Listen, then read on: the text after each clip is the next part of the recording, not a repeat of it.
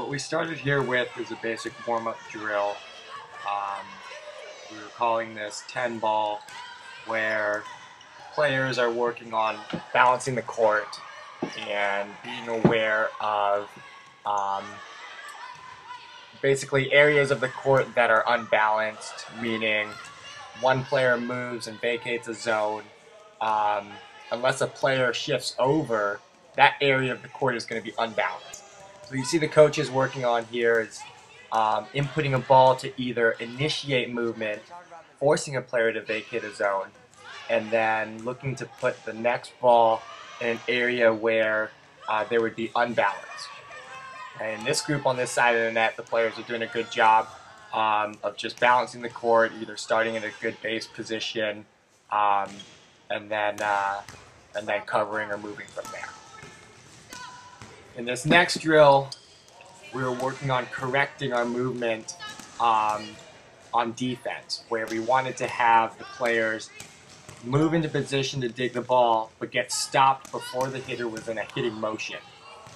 So the hitting motion meaning when they see the hitter's shoulder opening and then beginning their rotation to attack, we call that the hitting motion.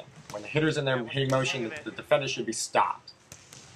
What you see a lot of here in the initial phase of this drill is that the diggers are actually moving when the hitter is in their hitting motion. The concept that we're working on in defense here is movement affects movement, or movement affects the ball. And the only movement we really want is the movement that's absolutely necessary to make a play on the ball. Everything else is what we call unnecessary, or you commonly hear coaches saying, false step or inefficient movements. So what we had the players do is verbalize what their body should be doing. We found that although players knew what they were supposed to do, they weren't really aware of what their body was actually doing. So what you're going to see here is the player will move to front the hitter, and when the hitter is in hitting motion, they're going to say stop. That tells the player that they should be completely stopped on defense. And in the digging part, we wanted less movement as well, so they're going to say freeze. In the previous drills that we were working on, there was a lot of movement upon contact that was affecting the ball, and we really weren't getting good touches.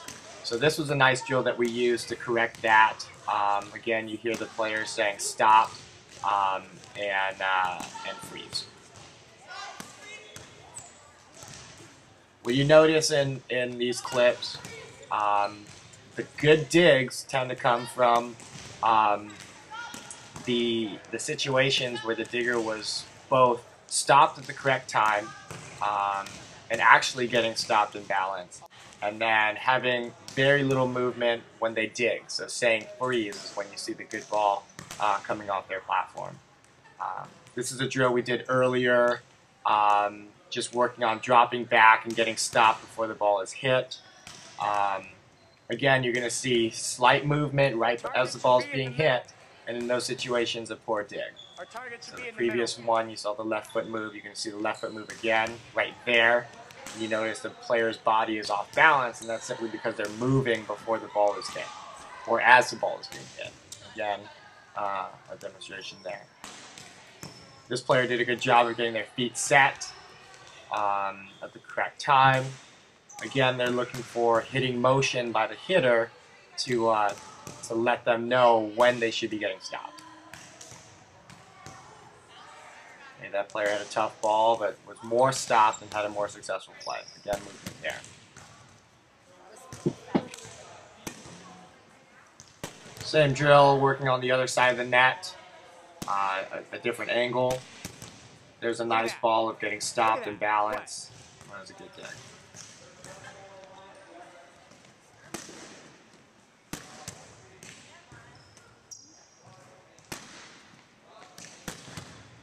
Movement. And again, you can see that this was a drill we did before the stop and freeze, where there's just a lot of movement as the ball is being contacted. So the stop and freeze drill is very good for bringing more awareness to what the body's doing, and allowing the player to, in a way, have more self-feedback or self-correction, self-coaching that will help them, understand what they did wrong, and then what they should do to better that on the next rep. This was our fronting drill, working on fronting the quick. Coaches are simulating a 1 and a 3. And again, this was a drill that happened before the stop and freeze. So you can really see a big difference between the result here. Just a lot of movement, not getting stopped. And I don't know if we've seen a successful dig yet. Here's a pretty good one. That player has a lot of movement after the upon contact and after contact. So again, one of the keys of defense should be getting stopped when the hitter is in hitting motion, and then freezing on contact. Freezing on contact.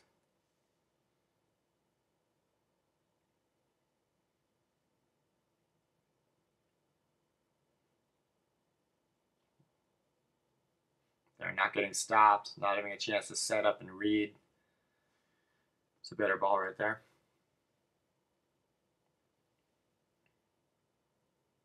And this player does a pretty good job of getting stopped.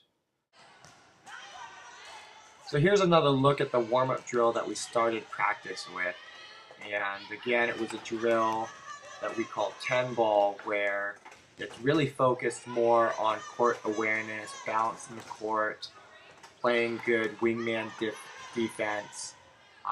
But what you see is a lot of unnecessary movement. And the focus became something that emphasized more efficient movement and really just less movement, both moving to play the ball and then actually playing the ball. And what you see here with the middle back and left back players is just a lot of unnecessary movement again right there. The concept that we work with is if you're not in control of your body, you're not going to be in control of the ball. So cutting down on movement and being more calm, cool, and collected when we're playing defense.